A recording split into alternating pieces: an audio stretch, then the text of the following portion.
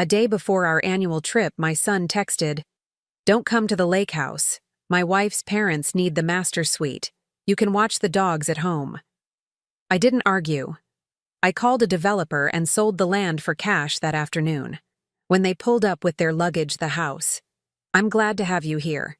Follow my story until the end and comment the city you're watching from, so I can see how far my story has reached." I was folding Barrett's old t-shirts when my phone buzzed.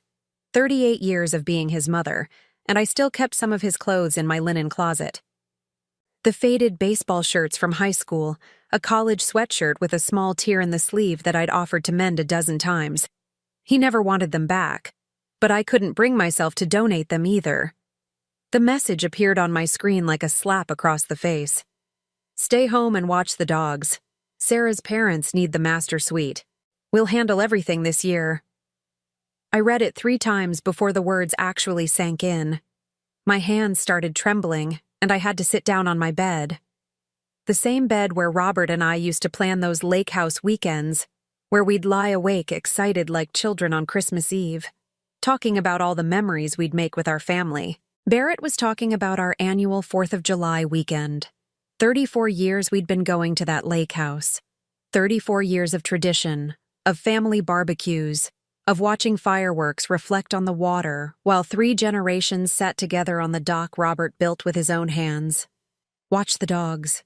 He wanted me to stay home and watch the dogs while his in-laws enjoyed the master bedroom that I'd decorated myself. The bedroom where Robert and I had spent our last anniversary before the heart attack took him. The bedroom with the windows facing east so we could watch the sunrise over the water every morning. I called him immediately. My fingers shook as I pressed his number, muscle memory from 15 years of worry every time he didn't answer right away. "Hi, Mom." His voice was distant, distracted. I could hear Sarah laughing in the background, probably at something on her phone. She was always on that phone. "Barrett, honey, I just got your message. I think there might be some confusion." "No confusion, Mom. Sarah's parents are coming, and you know how her dad's back is. He needs the good bed.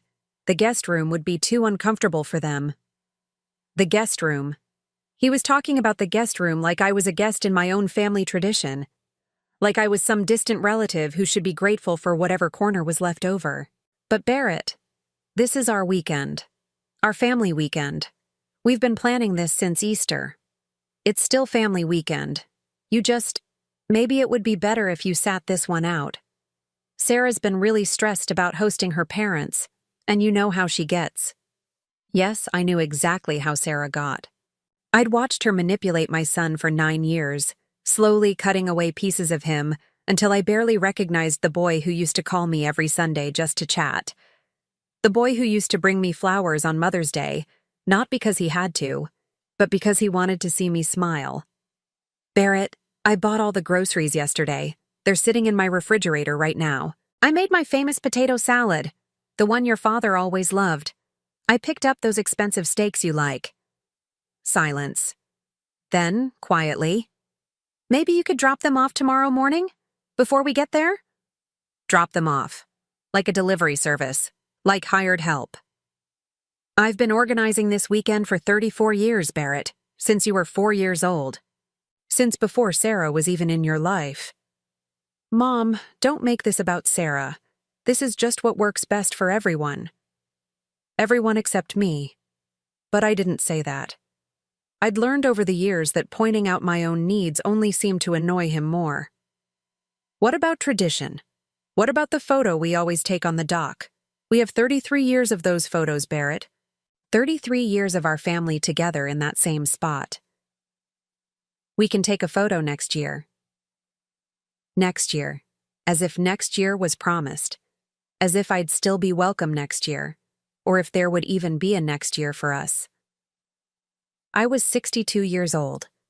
How many next years did I realistically have left with my son? "I don't understand this, Barrett. Help me understand how we went from planning our weekend together to me being uninvited from my own family tradition." Another pause. Longer this time. I could hear Sarah's voice in the background, sharp and impatient, though I couldn't make out the words. Look, Mom, I have to go. Sarah needs help with something. Just stay home this weekend, okay? Rest, relax. Take care of Buddy and Sasha for us. They love you. The dogs loved me. At least there was that. He hung up before I could respond. I sat there holding the phone, staring at the blank screen, feeling like someone had reached into my chest and squeezed my heart until it couldn't beat properly. I walked to my kitchen and stared at the bags of groceries lined up on my counter. $237 worth of food, Barrett's favorite beer, the expensive cheese Sarah pretended to like, fresh corn for the barbecue, everything I'd carefully selected to make our weekend perfect. On my refrigerator, held up by a magnet shaped like a little lake house, was this year's calendar. I'd marked the 4th of July weekend in bright red ink months ago. Lake House, Family Time, written in my careful handwriting. The same handwriting that used to fill out Barrett's school forms, sign his permission slips, write encouraging notes for his lunchbox. I pulled out my phone and scrolled through my photos. Last year's 4th of July.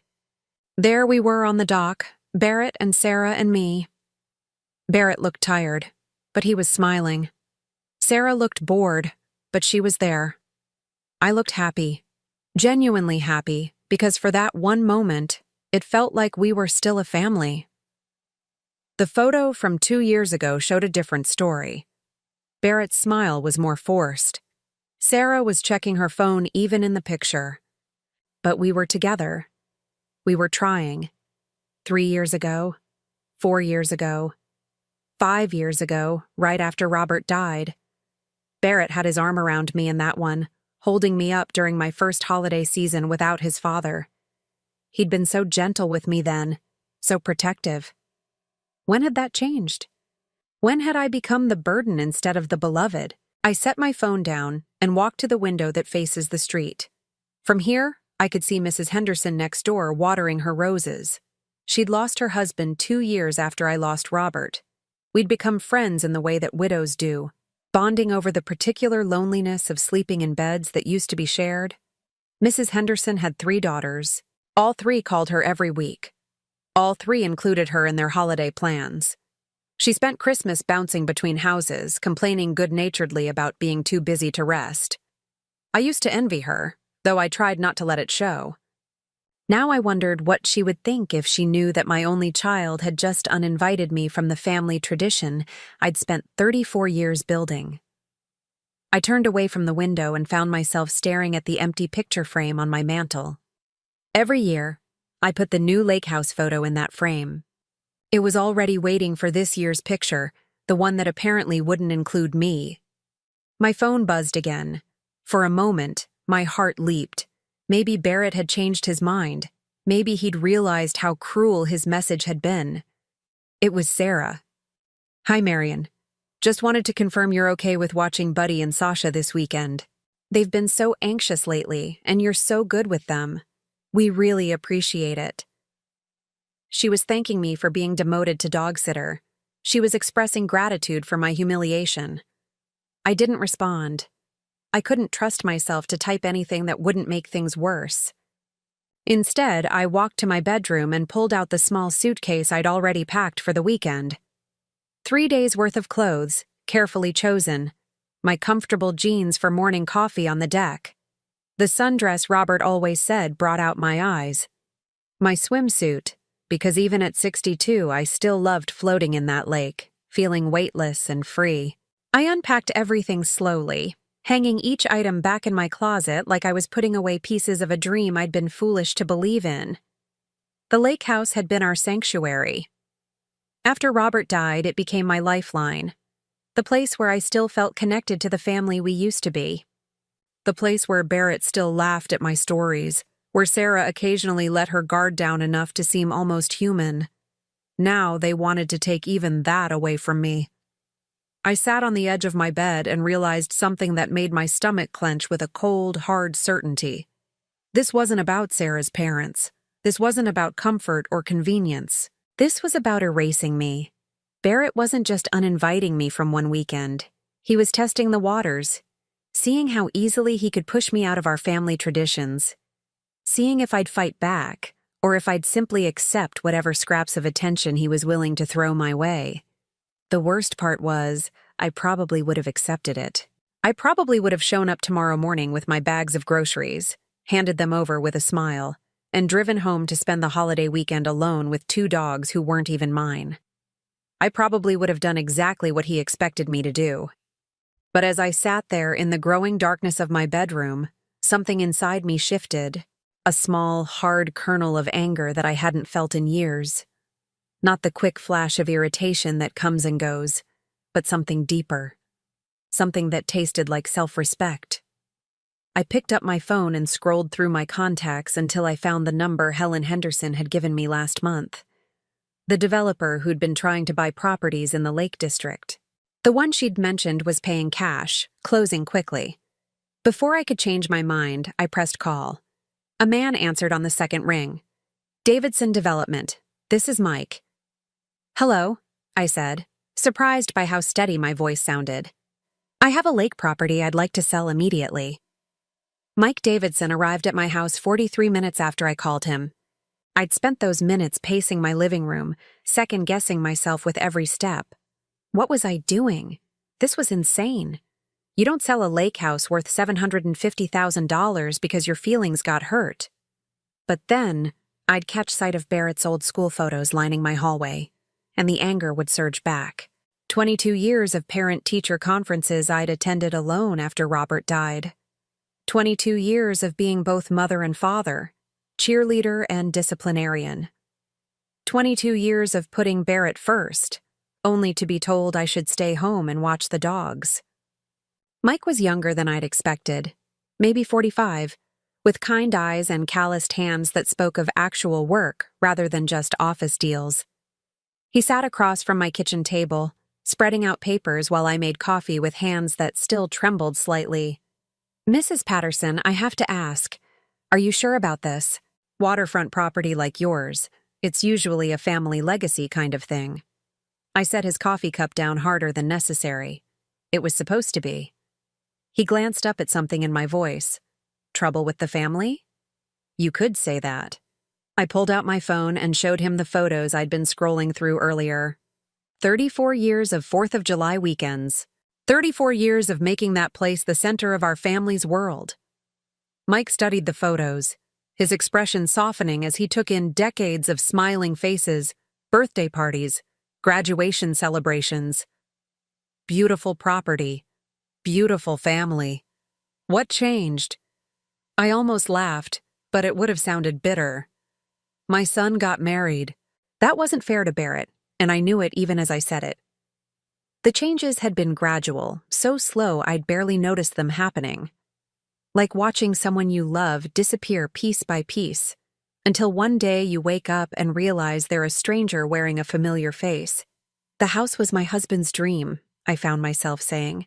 Mike had that kind of face that made you want to explain things, to make him understand this wasn't just about money. Robert worked construction for 27 years. Good, honest work, but hard on the body.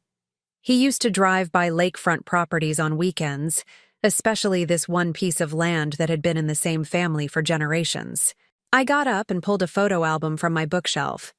The wedding album I'd put together for Barrett and Sarah, full of pictures they'd probably never looked at.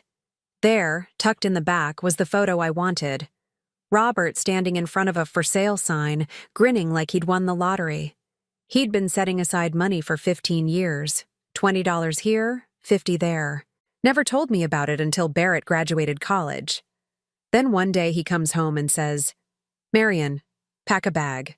We're going to look at our retirement. Mike studied the photo. He looks happy. He was. We drove up there on a Saturday morning in October. The leaves were changing and the lake was like glass. The property had this old cabin on it, nothing fancy. But Robert walked around it like he was touring a palace. He kept saying, Can you see it, Marion? Can you see our family here? I could still remember the way his eyes lit up as he described his vision. The deck he wanted to build. The fire pit for evening conversations. The dock where he'd teach Barrett's future children to fish, the way his own father had taught him. We couldn't afford it. Not even close. But Robert had a gift for seeing possibilities where other people saw problems. The cabin needed work, major work. The septic system was ancient. The well pump was dying. Most buyers would have run away. But not Robert. Robert saw a project, something he could pour his love into, build with his own hands. He made an offer $50,000 below asking price, contingent on him doing all the repairs himself. The sellers thought he was crazy, but they were desperate. It had been on the market for 2 years. Mike nodded, understanding the dynamics of a stalled sale. And he pulled it off? Spent every weekend for 3 years driving up there. Barrett and I would pack lunches and make it a family adventure. Barrett was 7 when we bought it, 10 when Robert finished the renovations. Those were some of the best years of our lives. I flipped through more photos. Barrett helping his father measure boards, his little hands trying to hold a level steady. Barrett and Robert covered in sawdust, grinning at the camera with identical smiles. Barrett learning to hammer nails, tongue sticking out in concentration. Robert taught Barrett everything on that property. How to fix a leaky faucet, how to read the weather by watching the lake, how to gut a fish without making a mess. But more than that, he taught him about taking care of something you love, about building something that would last. Sounds like Barrett learned those lessons well. I closed the album. I thought he had. Mike waited while I refilled our coffee cups. Outside, I could hear Mrs. Henderson's grandchildren playing in her backyard, their laughter drifting through my kitchen window. Normal family sounds, the kind of sounds that used to fill my lake house every holiday weekend. Robert died 15 years ago, I continued. Heart attack at 47. One day he was planning to retire early so we could spend more time at the lake. The next day, Barrett and I were planning his funeral. I'm sorry. Barrett was 25 then, old enough to understand what we were losing, but still young enough to need his father. That lake house became sacred to us after Robert died. It was where we felt closest to him, where we could still hear his voice in the wind through the trees. I showed Mike another photo. Barrett at 26, standing on the dock Robert had built, holding his father's fishing tackle box. He used to sit out there for hours, using Robert's old lures, convinced he could feel his dad's presence in the water. He'd tell me about conversations he'd had with Robert while he was fishing. Dreams where Robert gave him advice about work, about life, about becoming the man he was meant to be. What happened to change that? Sarah. The name came out sharper than I intended. Don't misunderstand me. Sarah isn't evil. She's just focused. She has very specific ideas about what kind of life she wants, and a rustic lake house didn't fit the image. Mike leaned back in his chair. She wanted him to sell it? She never said that directly. Sarah's too smart for that. She just started making it difficult to go. There was always something, a work event she couldn't miss, plans with her friends that couldn't be changed, a migraine that made her too sick to travel. Barrett started going up alone, but it wasn't the same. The house was designed for family, for gathering. One person rattling around in all that space just felt lonely. I got up and walked to the window again. Mrs. Henderson was helping one of her grandsons with a bicycle, steadying the seat while he pedaled in wobbly circles. The kind of scene I'd imagined playing out at my lake house someday, with Barrett's children. Then Sarah got pregnant. The words came out quietly. For 5 months, I thought everything would change. I started planning the nursery I'd set up in the lake house guest room. I bought a crib that would fit in the space by the window, where the baby could watch the sunrise. I imagined teaching my grandchild to swim in that lake, the way Robert had taught Barrett. Mike's silence felt gentle, inviting me to continue. Sarah miscarried at 22 weeks. We were all devastated, but Barrett. It broke something in him. He stopped going to the lake house entirely. Said it hurt too much to be there, with all those empty rooms that were supposed to be filled with family. But you kept going. I had to. It was the only place I still felt like Robert's wife instead of his widow. The only place where Barrett's childhood wasn't just a memory. I started going up by myself, maintaining the property, keeping it ready for when Barrett was ready to come back. I pulled out my phone and showed Mike the photos from recent years. Me alone on the dock, raising a coffee cup in a solitary toast. Me tending the garden Robert had planted. Me sitting by the fire pit, surrounded by empty chairs. Sarah eventually agreed to start coming again, but only for special occasions. Only when it served some purpose for her. She'd invite her friends up for girls' weekends, or suggest we host Barrett's work colleagues for corporate retreats. She turned my sanctuary into a networking opportunity. That must have been hard to watch. I told myself it was worth it if it meant Barrett was using the house again. If it meant we were still gathering as a family, even if the gatherings felt different. Even if Sarah spent most of her time on her phone or complaining about the Wi-Fi signal, or suggesting improvements that would have destroyed everything Robert built with his hands. Mike gathered his papers and pulled out a contract. Mrs. Patterson, I can have cash in your account by tomorrow afternoon. $700,000, as is, no inspections, no contingencies. But once you sign this, there's no going back. Are you absolutely certain this is what you want to do? I looked around my kitchen at the reminders of the life I'd built around being Barrett's mother. The refrigerator covered with his old artwork, the cookbook filled with his favorite recipes, the calendar marking every important date in his life like a shrine to motherhood. Then I thought about his text message. Stay home and watch the dogs. 34 years of tradition, dismissed in a single sentence. 34 years of love, reduced to dog-sitting duties. How quickly can your crews clear the property? Mike checked his phone.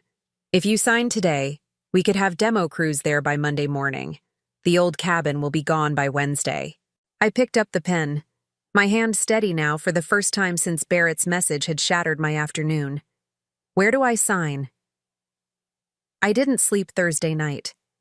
Every time I closed my eyes, I saw Robert's face the day we first walked through that lake house. The way he'd run his hands along the rough cabin walls like he was blessing them. The way he'd stood on the shore and said, "This is where our grandchildren will learn to swim, Marion. This is where our family will grow old together." By Friday morning, I'd convinced myself I'd made a terrible mistake. $700,000 in my checking account felt like blood money. I'd betrayed Robert's memory, destroyed Barrett's inheritance, ruined everything over a moment of wounded pride. I was reaching for my phone to call Mike Davidson, to beg him to tear up the contract, when my doorbell rang. Mrs. Henderson stood on my porch holding a manila envelope, her face grim in a way that made my stomach clench. "Marion, honey, I didn't want to show you this, but I think you need to see it." She followed me into the kitchen and spread photos across my table. Color printouts from Facebook, timestamp dates stretching back months. My breath caught in my throat. Barrett and Sarah at my lake house, but not alone. "My niece Emma lives in town now, remember? She's been seeing that boy who works at the marina. They've been talking about all the parties up at your place." I picked up the first photo with shaking hands. Barrett and Sarah with 6 other couples, all of them holding drinks, standing on my deck like they owned it. Sarah was wearing a designer bikini I'd never seen before, posed like she was in a magazine spread. The timestamp read 3 weeks ago. 3 weeks ago, Barrett had called me to cancel our monthly dinner because he was swamped at work. Emma said they've been happening most weekends since spring. Mrs. Henderson continued gently. She thought you knew. She thought you were okay with it. I flipped through more photos. Barrett grilling steaks on the barbecue Robert built. Sarah and her friends lounging on the furniture I'd carefully chosen and maintained. Group shots around the fire pit, everyone laughing like they didn't have a care in the world. In every single photo, my son looked happier than I'd seen him in years. "This one's from Memorial Day weekend," Mrs. Henderson said, pointing to a photo that made my vision blur with rage. Sarah was holding a champagne glass, standing in front of the hand-carved welcome sign I'd commissioned after Robert died. The one that read, "Patterson Family Lake House, Eastern 2010, where love lives on." but someone had taped a piece of paper over Patterson family. Now it read, Barrett and Sarah's Lake House. They'd erased me. Literally covered up my family name and replaced it with their own. Marion, are you okay? You've gone completely white. I couldn't speak. I kept staring at that covered sign, at the casual cruelty of it. They hadn't just excluded me from their parties. They'd rewritten history, pretending the house belonged to them alone. I flipped to the next photo and felt something crack in my chest. Barrett was standing exactly where Robert used to stand when he'd call us in for dinner, arms spread wide in the same gesture his father used to make. But instead of calling for family, he was posing for Sarah's camera, mugging like a college kid at spring break. The next photo showed Sarah's friends exploring the house. My house, the master bedroom where I'd grieved Robert's death. The guest room where I'd dreamed of rocking Barrett's babies. The kitchen where I'd cooked thousands of meals, where every pot and pan and coffee mug held memories of the family I'd thought we were.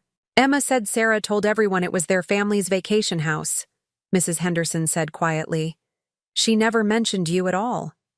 Their family's vacation house, not our family, theirs. I found my voice, though it came out hoarse and strange. How long have you known about this? Emma mentioned it a few weeks ago, but I didn't think much of it. Young people have different ways of doing things. I thought maybe you'd given them permission to use the house more freely. More freely. As if I'd ever restricted their access to a place I'd maintained entirely for their benefit. But when you told me yesterday about Barrett uninviting you from this weekend, about how he wanted you to watch the dogs. Mrs. Henderson shook her head.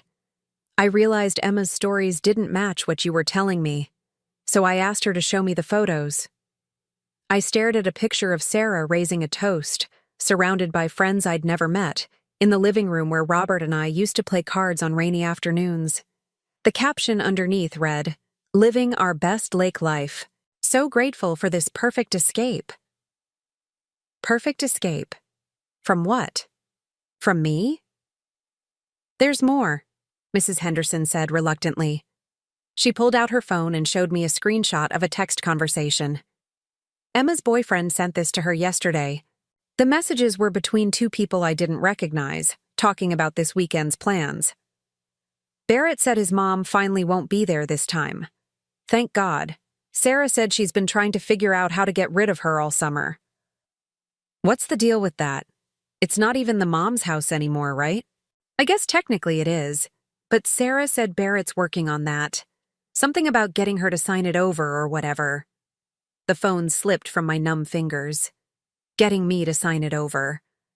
Barrett hadn't been gradually pulling away from me. He'd been systematically pushing me out of the lake house so he and Sarah could claim it as their own. The canceled dinners, the shortened visits, the excuses about being too busy to come up for weekends. It had all been calculated. While I'd been desperately trying to hold our family together, Barrett had been planning to take the house away from me entirely. Marion? Mrs. Henderson's voice seemed to come from very far away. Marion, you need to sit down. I was already sitting, but I felt like I was falling. 34 years of believing my son loved me.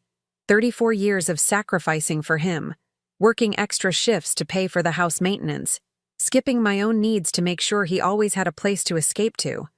And he'd been plotting to steal it from me. Not just use it without permission. Steal it. My phone buzzed. A text from Barrett. Change of plans. We're heading up tonight instead of tomorrow. Can you drop off those groceries by 6? And maybe throw in some extra beer? Sarah's parents drink more than I remembered. LOL. The casualness of it. The assumption that I'd just comply. The laughing emoji like this was all some light-hearted family joke. It hit me like a physical blow. He had no idea I'd discovered their secret parties. No idea I knew about Sarah's friends mocking me behind my back. No idea that Emma's boyfriend had exposed their plan to manipulate me into signing over the house. Barrett thought he was dealing with the same pushover mother who'd been enabling his selfishness for years. The mother who'd accepted every excuse, every cancellation, every gradual erosion of respect without fighting back. But that mother was gone. I stood up so abruptly that my chair fell backward. Mrs. Henderson jumped, alarmed by the sudden movement. "Marian, what are you thinking?"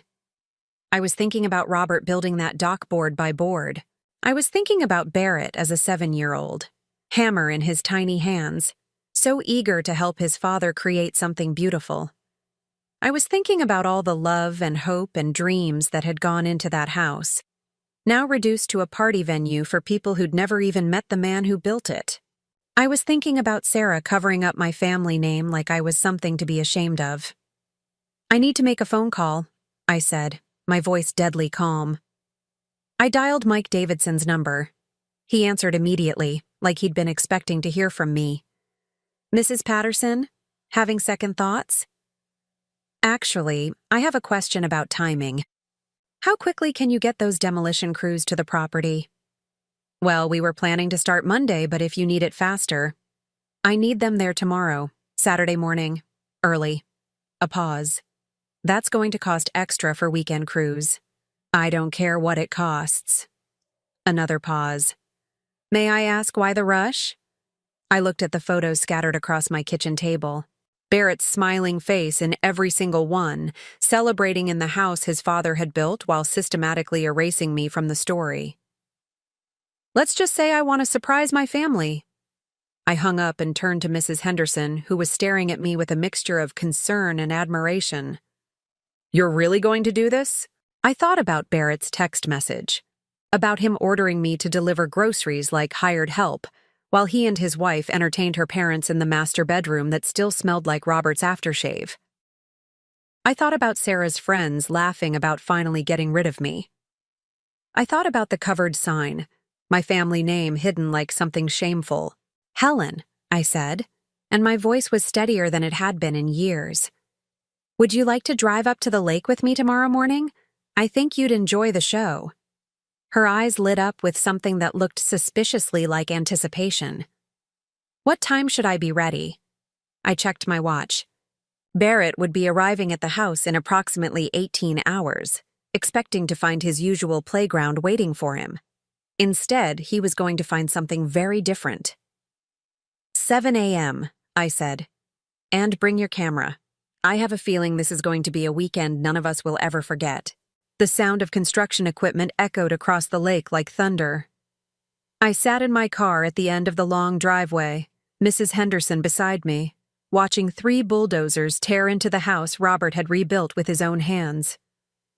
The morning air was thick with dust and the smell of diesel fuel, but underneath it all, I caught the faint scent of the wild roses Robert had planted along the property line.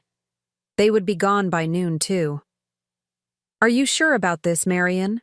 Mrs. Henderson asked for the 3rd time, though her voice held more excitement than concern. "Once it's down forever." I watched a section of the front porch collapse, taking with it the swing where Barrett used to read comic books on lazy summer afternoons. "It's been gone for a while, Helen. I'm just making it official." Mike Davidson's crew had arrived at 6:30, exactly as promised. 3 bulldozers, a demolition team, and enough equipment to level the house completely by Sunday night. The extra cost for weekend work had been worth every penny to see the foreman's confused expression when I'd insisted they start with the welcome sign. The same sign Sarah had covered with her own name was now buried under a pile of splintered wood and torn metal. My phone had been buzzing constantly since 7 a.m. First Barrett, then Sarah, then Barrett again. I'd ignored every call, every frantic text message. Let them wonder, let them panic, let them feel, for once, what it was like to have something precious ripped away without warning. "There," Mrs. Henderson said, pointing toward the main road. "Is that them?" Barrett's silver BMW appeared through the trees, moving fast enough to send gravel spraying behind it. Even from a distance, I could see the car swerving slightly as the driver tried to process what they were seeing. The car skidded to a stop 50 feet from the construction zone. Barrett jumped out so quickly he left his door hanging open, his face a mask of shock and disbelief. Sarah emerged more slowly from the passenger side, her designer sunglasses hiding her eyes but not the rigid set of her jaw. I rolled down my window to hear better. "What the hell is happening here?" Barrett's voice carried across the noise of the machinery, high and strained with panic. Mike Davidson approached them, clipboard in hand, his expression professionally neutral. "You folks need to stay back behind the safety line. This is an active demolition site." "Demolition?" Sarah's voice cracked on the word. "There must be some mistake. This is our house. We're supposed to be here this weekend." "No mistake, ma'am. Property was sold yesterday. New owners wanted immediate clearing for development." Barrett grabbed Mike's arm, and for a moment I thought my son might actually strike him. "Sold? This house can't be sold. My mother owns this property and she would never—" He stopped mid-sentence, his face going white as understanding began to dawn. Sarah ripped off her sunglasses, revealing eyes wild with rage and disbelief. "Where is she? Where's Marion?" Mrs. Henderson nudged me. "Here we go." I got out of my car and walked toward them, taking my time. With each step, I felt something I hadn't experienced in years, complete control of a situation involving my son.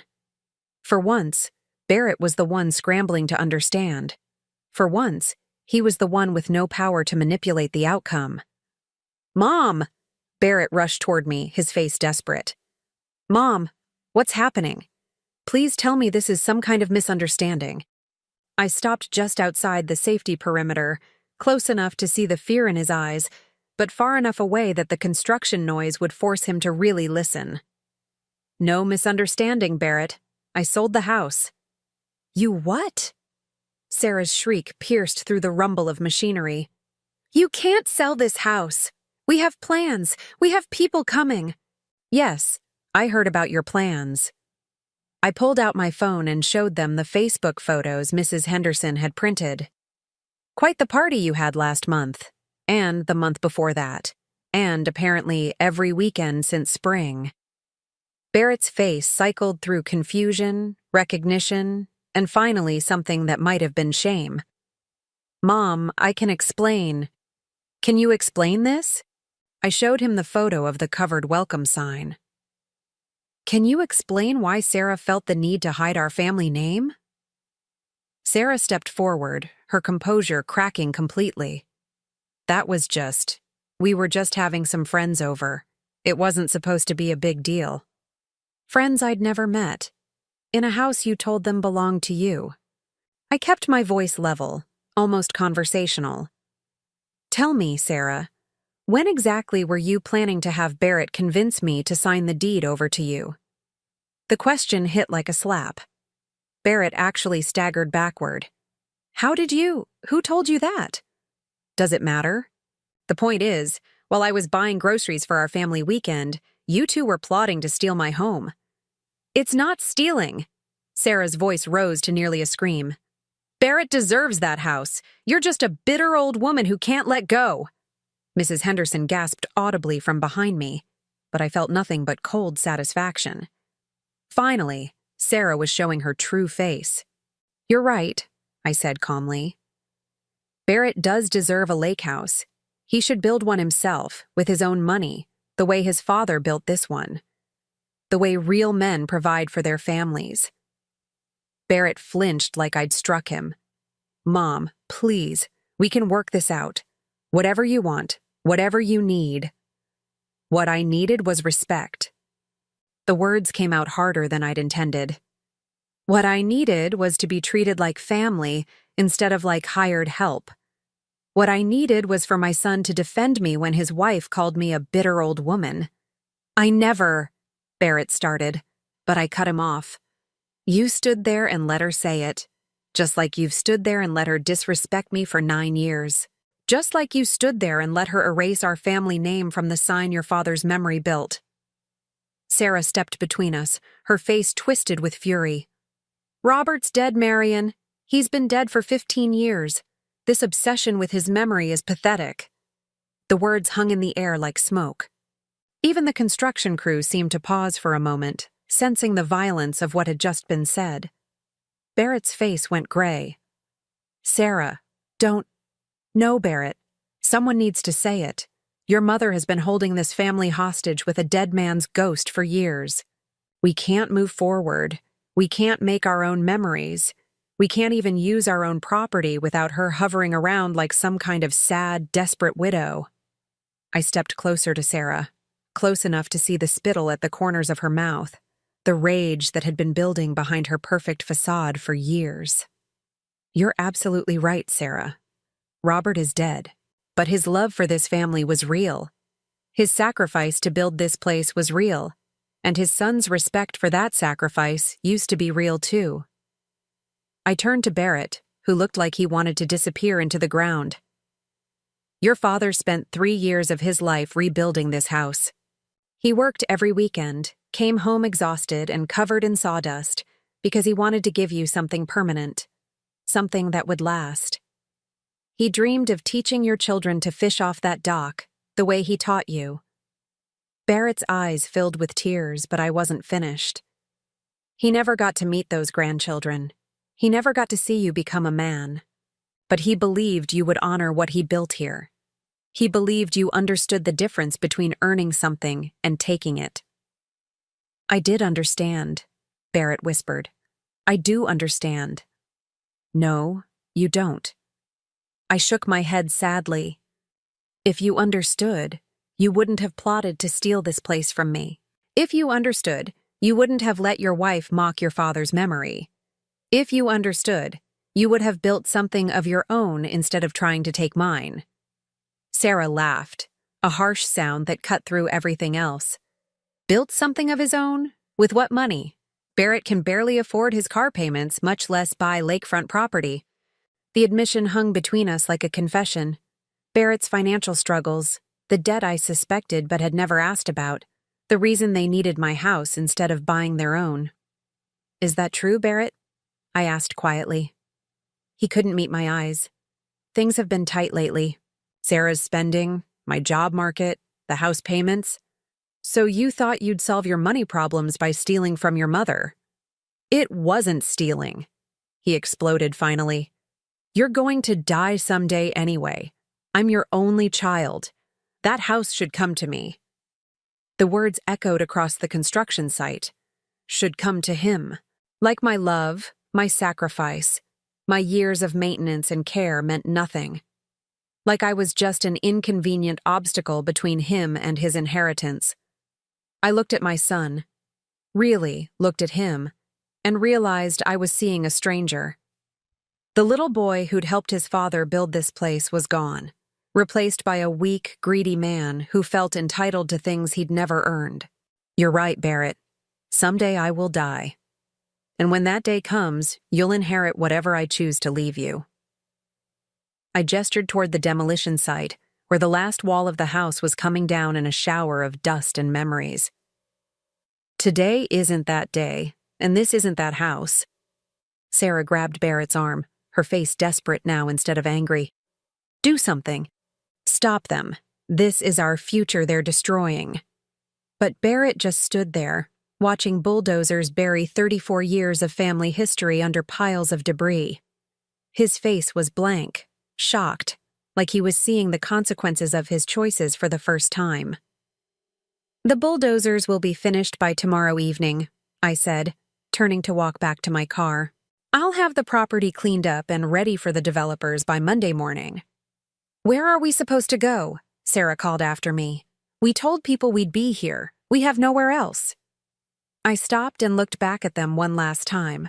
Barrett and Sarah, standing in the ruins of everything Robert had built, everything I had maintained, everything they had taken for granted. I guess you'll have to figure that out, the same way you plan to figure out how to steal my house, I said. Without me. As I walked away, I heard Sarah screaming at Barrett, blaming him for losing control of his mother, for not handling the situation better, for not being man enough to prevent this disaster. I heard none of it from Barrett in response. Mrs. Henderson was waiting in the car, practically vibrating with excitement. Marion, that was incredible. I've never seen anything like it. I got into the driver's seat and started the engine, pulling away from the demolition site without looking back. In my rearview mirror, I could see Barrett and Sarah still standing there, surrounded by the debris of their entitled expectations. "How do you feel?" Mrs. Henderson asked as we drove toward town.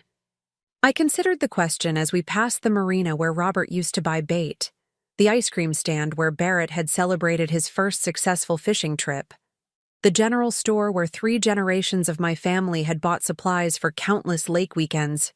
All of it was ending. All of it was gone. But for the first time in 15 years, I wasn't the one being left behind. "Free," I said finally. "I feel free." 3 months after the demolition, I was sitting in a cafe in Portland, Oregon, watching the rain streak down the window while I waited for my real estate agent. Not the rain I was used to back home, but something gentler, more purposeful. Everything about this city felt purposeful, from the way people walked with intention down the tree-lined streets to the way conversations flowed in coffee shops without the underlying tension I'd grown accustomed to. My phone buzzed with another call from Barrett, the 7th one this week. I let it go to voicemail, just like all the others. There would be time to deal with Barrett later, when I was ready, when I had built something strong enough to withstand whatever manipulation he was preparing. "Mrs. Patterson?" A woman with kind eyes and silver hair approached my table. "I'm Linda Chen. Are you ready to see your new home?" I stood up, smoothing down the jacket I'd bought last week. Nothing fancy, but new. Everything about my wardrobe was new now. After Barrett's confrontation at the lake, I donated most of my old clothes to charity. All those careful, conservative outfits chosen to avoid drawing attention, to avoid giving anyone a reason to criticize the grieving widow, the devoted mother who never quite measured up. The woman looking back at me from dressing room mirrors now was someone I barely recognized. Confident, purposeful, free. "I'm ready," I told Linda, and meant it completely. The house was a 15-minute walk from the cafe, in a neighborhood full of craftsman homes and established gardens. Nothing like the lake house Robert had built, nothing like the suburban prison I'd maintained for 38 years. This was something entirely mine. "Built in 1922, Linda explained as we walked up the front steps.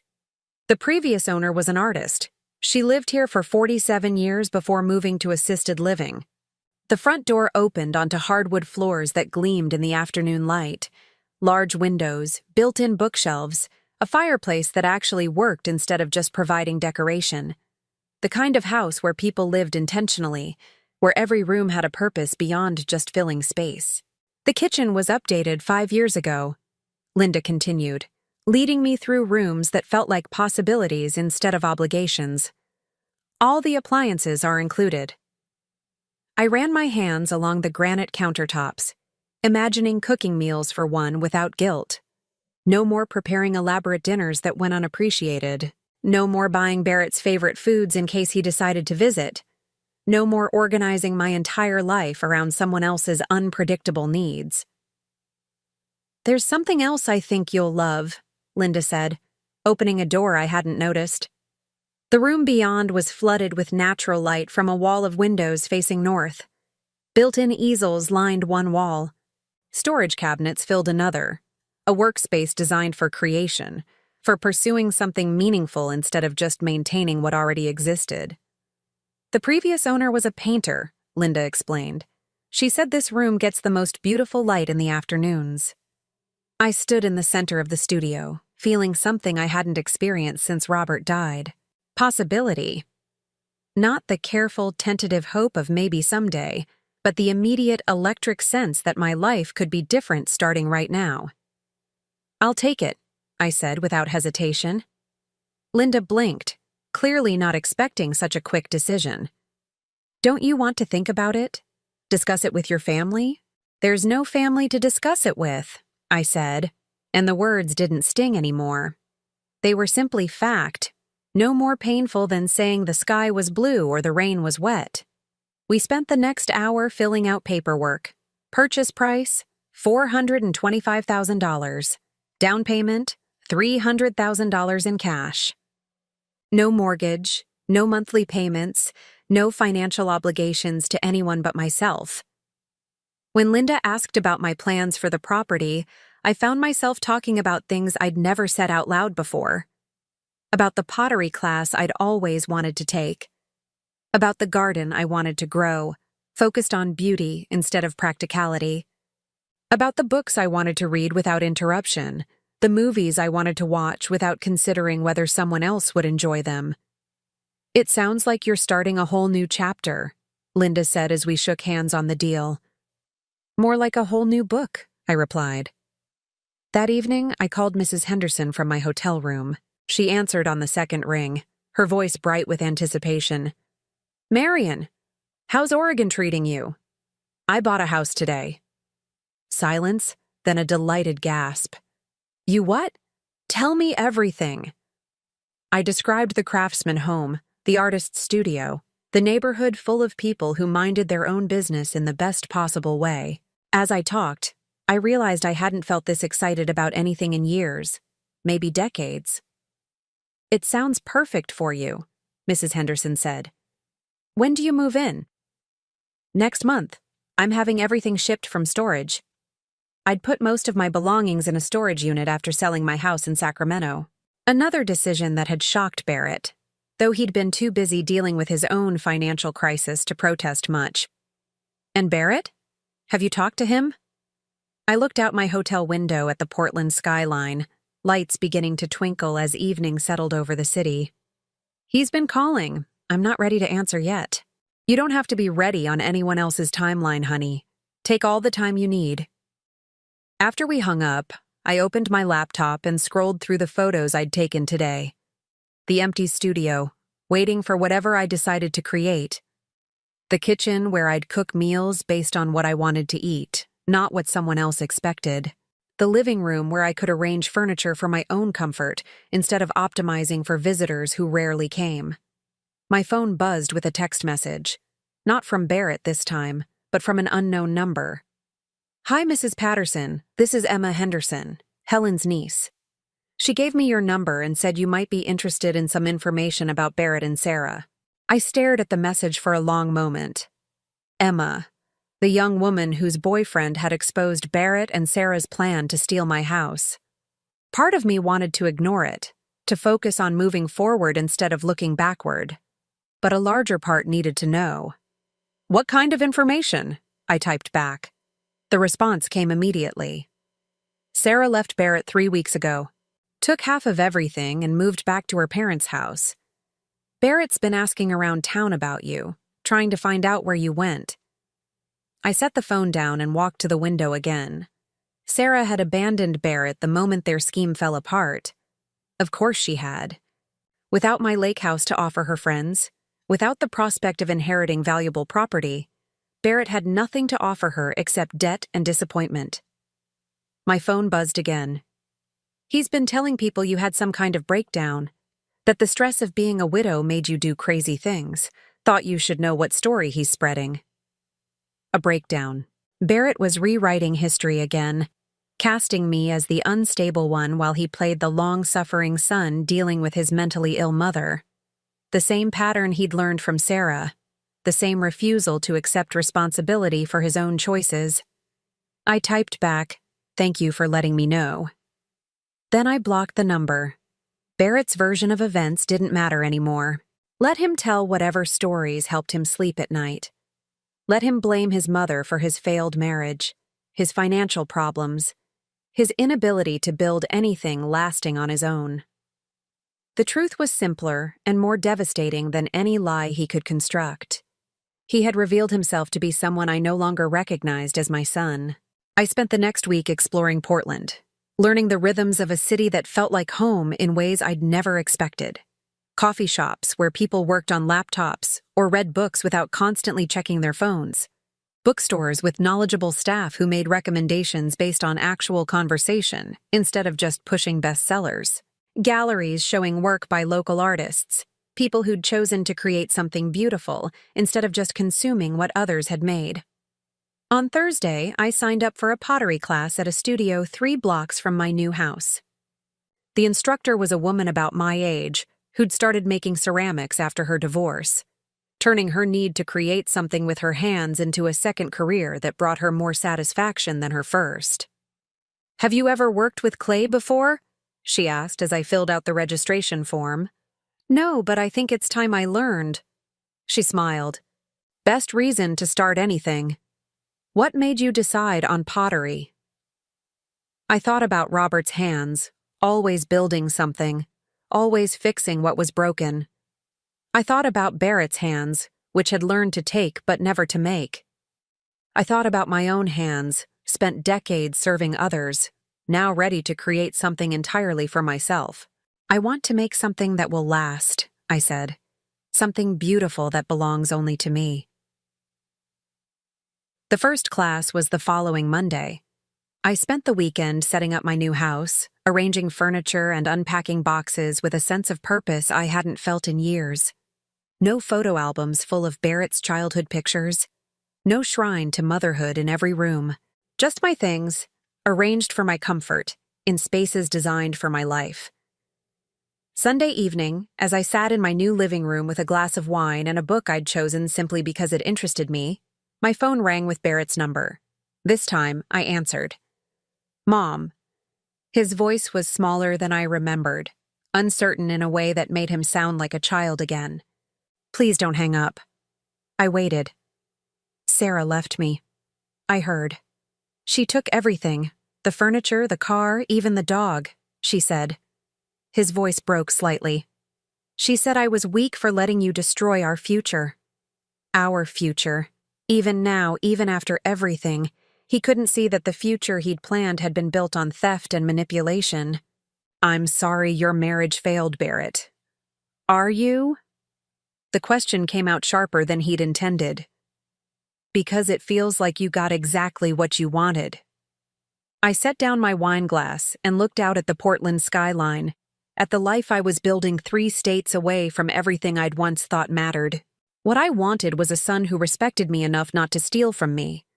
What I wanted was a family that included me instead of plotting to erase me. What I wanted was to matter to the people I'd spent my life serving. You did matter. You do matter. No, Barrett, I was useful. There's a difference. Silence stretched between us, filled with all the conversations we'd never had, all the honesty we'd both avoided for years. I don't know how to fix this, he said finally. You can't fix it, I said gently. But you could try building something new, something honest, something that doesn't require taking from other people. I don't know how to do that. Then learn. The way your father learned to build that lake house, the way I'm learning to live without you. I hung up before he could respond, before his need could pull me back into the old pattern of sacrifice and service and disappointment. Outside my window, Portland was settling into evening, lights coming on in houses where people lived their own lives, made their own choices, built their own definitions of family and home and happiness. For the first time in 38 years, I was one of them. 5 months later, I was in my pottery studio when the doorbell rang. My hands were covered in clay, halfway through shaping what would become a serving bowl for the dinner party I was hosting next week.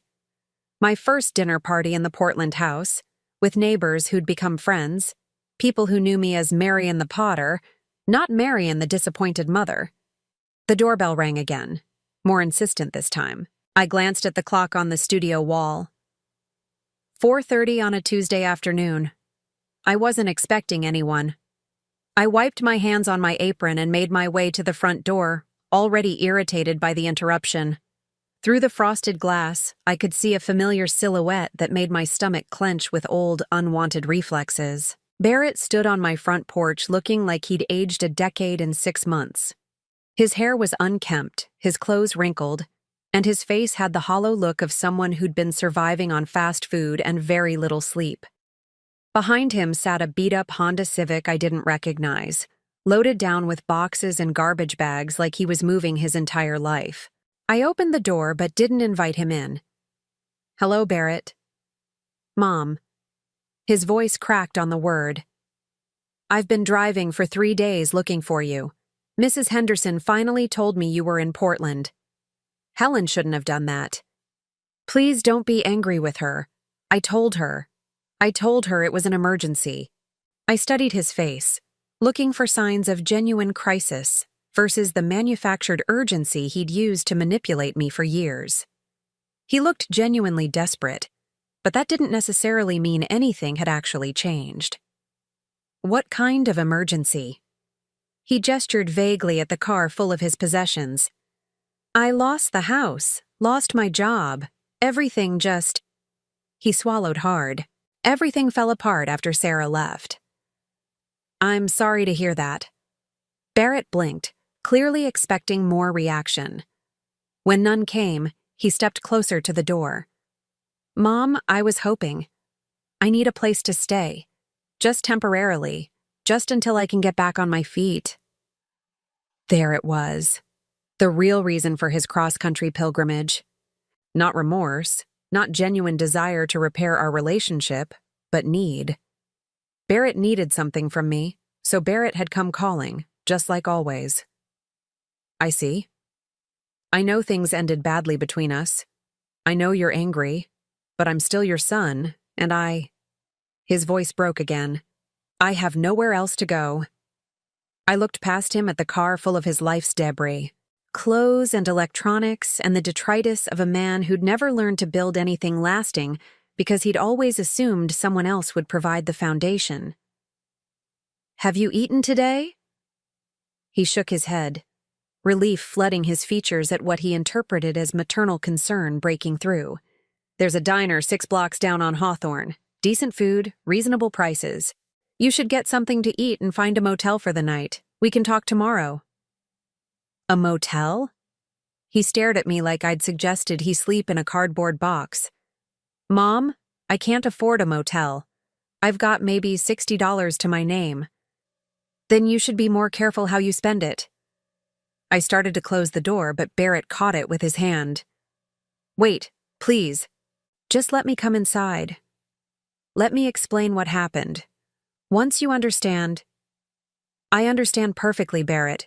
Your wife left you because you weren't useful to her anymore. Your employer fired you because you weren't reliable. Your creditors foreclosed on your house because you couldn't manage your finances. And now you're here because you think I'll rescue you from the consequences of your own choices. He flinched like I'd struck him. That's not. It's more complicated than that. Is it? I removed his hand from my door and stepped back. Tell me, Barrett, what exactly did you think would happen when you showed up here? Did you imagine I'd take one look at you and forget everything that happened at the lake house? Did you think I'd invite you to move into my spare bedroom and go back to taking care of you like you're still a child? I thought. He swallowed hard. I thought you'd forgive me. I'm your son. That's what mothers do. The audacity of it took my breath away. After everything he'd done, everything he'd put me through, he still believed he was entitled to my forgiveness simply by virtue of existing. Forgiveness isn't the same thing as enabling, Barrett, and being your mother doesn't mean I have to rescue you from every mess you create. But you did it before. You did. When Dad died, when I couldn't find work right after college, when Sarah and I were having problems. Yes, I did. And look what it taught you. That there would always be someone to clean up your mistakes. That you never had to face real consequences because Mom would always be there with an open checkbook and an open door. Barrett's face crumpled. I'm not asking for money.